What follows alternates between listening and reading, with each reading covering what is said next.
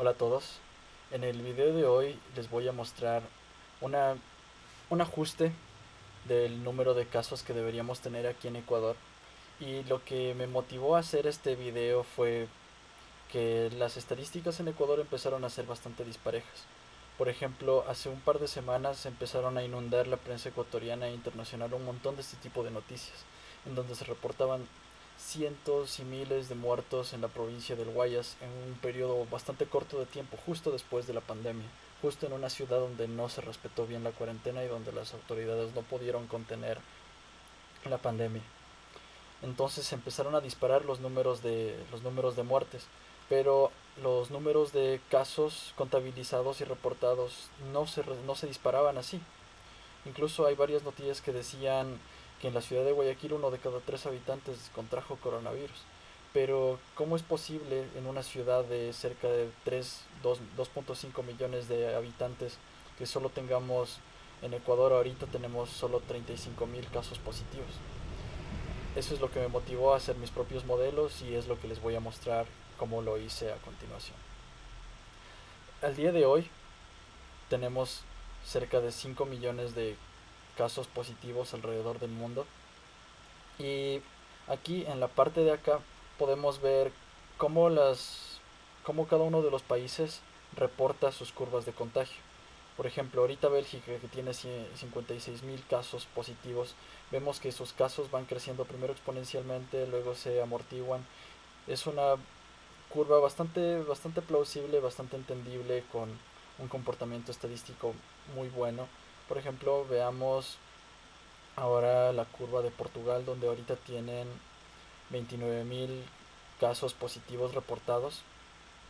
Vemos que la curva de contagio nos da un indicio bastante claro de cómo están manejando la pandemia. Por ejemplo, podemos ver aquí de nuevo que es bastante suave y es lógica. Pero ahora miremos la curva de Ecuador, donde las autoridades nos reportan 35.000 casos. Esta curva es bastante extraña e incluso en un punto llega a decrecer, algo que no es plausible para una curva de contagio. Miremos esta curva de contagio de aquí de Ecuador. Ni siquiera tiene comportamiento estadístico y no parece una curva de contagio para nada. Estas fueron las cosas que me motivaron a hacer mis propios números basados en la poca información que teníamos. ¿Y qué es la información que tenemos? Los datos del registro civil, los datos de defunciones.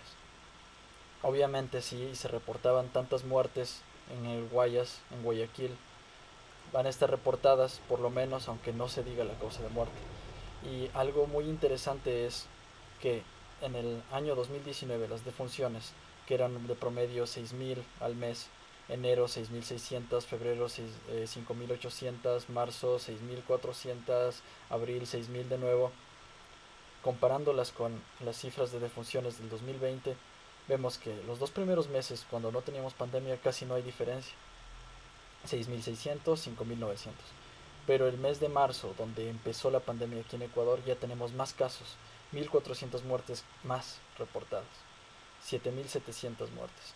Luego en abril, solo hasta la mitad del mes, porque esta es la fecha de corte hasta el 15 de abril, tenemos ya 9.000 casos de fallecimientos reportados. Entonces, en función de todos estos datos, los tomé y comparé los 2 años y los adapté a un modelo SAIR. ¿Qué es un modelo SAIR? Y el código está aquí. El modelo SAIR es un sistema de ecuaciones diferenciales que se usa para modelar una enfermedad, cómo avanza en el tiempo. Entonces se tienen 5 compartimentos diferentes.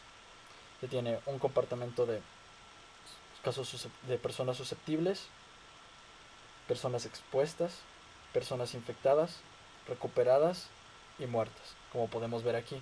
Primero son las personas susceptibles, que son las personas sanas. Se llegan a estar expuestas a través de una probabilidad de contagio. Y una vez que están expuestas, como bien sabemos, el coronavirus no manifiesta síntomas, pero uno puede estar ya infectado. Entonces, eso es lo que significa expuesto. De expuesto a infectado pasa a través de un periodo de incubación que tiene el virus, que sabemos que el coronavirus tiene un periodo de incubación de aproximadamente 10 a 14 días. Y luego de infectado lamentablemente se tiene dos probabilidades para las personas infectadas. Pueden morir, dado por una tasa de mortalidad, o pueden recuperarse por una dada por una tasa de recuperación. Veamos cómo se ven gráficamente las ecuaciones del modelo. Resolví las ecuaciones del modelo por computador y esto es el resultado. Si nosotros cambiamos los distintos parámetros, por ejemplo, lo hacemos mucho más infeccioso al virus, podemos ver que las curvas cambian. ¿Y qué significa que sea más infeccioso?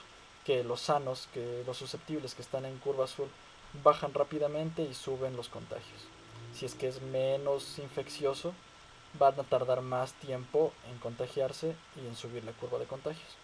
¿Qué tal si la tasa de mortalidad es más baja? Podemos ver que la curva de fallecimientos que está en morado va a bajar y cambian todas las curvas a sí mismo. O si es que el virus es más mortal, sube. Estos parámetros se los ajusta dependiendo la naturaleza de la pandemia.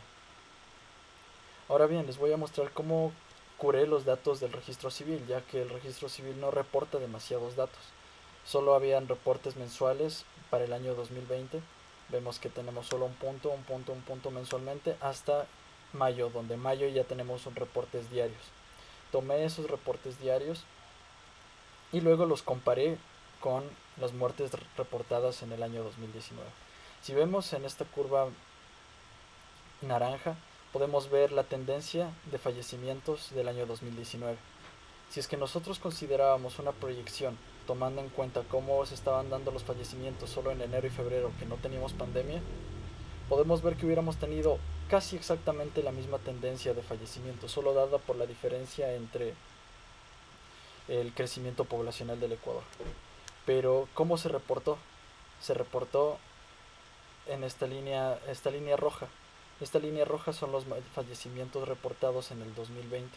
Y podemos ver que, aunque aquí parezca solo una pequeña joroba extra y no se ve una gran diferencia, si tomamos la diferencia entre el año 2019 y 2020 tenemos estas. En este mes tuvimos cerca de 5.000 fallecimientos más que el año anterior. Y así los primeros meses también. Pero en enero y febrero no había diferencia porque aquí no había pandemia todavía. Y muy probablemente, casi seguramente podemos decir que la diferencia de defunciones entre este año y el anterior son solo por coronavirus. Luego tomé estos datos y traté de ajustarlas a las ecuaciones del modelo. Las ajusté para que coincidan con el número de proyectado de fallecidos y así tener un indicio del número de contagios que tenemos. Para ajustar estos parámetros, el resto de parámetros de infectividad, la incubación del virus, el periodo de recuperación y de mortalidad, me basé en este artículo científico que reporta un análisis de los diferentes parámetros para un modelo SAIL, identificación y estimación de COVID-19 a través de un modelo epidemiológico SAIL. Aquí están detalladas todos los parámetros que describen la pandemia actual y cómo pueden ajustarse a los diferentes países. Ahora bien, una vez que ajusté todos estos casos y las ecuaciones, tomé la curva de contagios aparte y esta curva de contagios reporta los contagios contabilizados a diario. Entonces podemos ver que podríamos haber posiblemente tenido un reporte de contagios mucho más alto este día, aproximadamente el día 100 del año, y luego empezaron a bajar el conteo de reportes diarios. Pero para tener una curva de contagio que contabilice todos los casos positivos, tenemos que ir acumulando todos estos. Entonces tenemos que ir sumando esto, más esto, más esto, más esto, más esto, más esto. ¿Cómo se hace eso? Matemáticamente se hace a través de una integral. Entonces integré esta curva y esta sería la curva de contagios aproximada que tendríamos aquí en Ecuador. Entonces, para saber cuántos casos reportados positivos deberíamos tener, tomo el día 142 porque estamos en el día 142 del año actualmente y veo la intersección en donde se da. Voy a tomar el valor de ese punto y lo voy a poner de notación científica, lo voy a pasar a notación decimal. Y podemos ver que aproximadamente deberíamos tener hoy 1.470.000 casos positivos reportados de coronavirus. Este modelo lo hice adaptándome en función del número, de la diferencia entre muertes del 2020 y 2019. Espero que les haya sido bastante informativo y la buena noticia es que eh, esto corresponde aproximadamente a un 60 a un 70% de la población de Guayaquil. Entonces, quizá Guayaquil sea la primera ciudad en el mundo que alcance la inmunidad de rebaño, porque lamentablemente muchos alcanzaron a contagiarse. Díganme qué opinan del modelo y si es que les gustaría aprender un poco más de cómo hice estas ecuaciones, estos modelos. Todo el código lo voy a dejar subido y colgado en la descripción. Si les gustó, compártanlo y denle un like. Muchas gracias.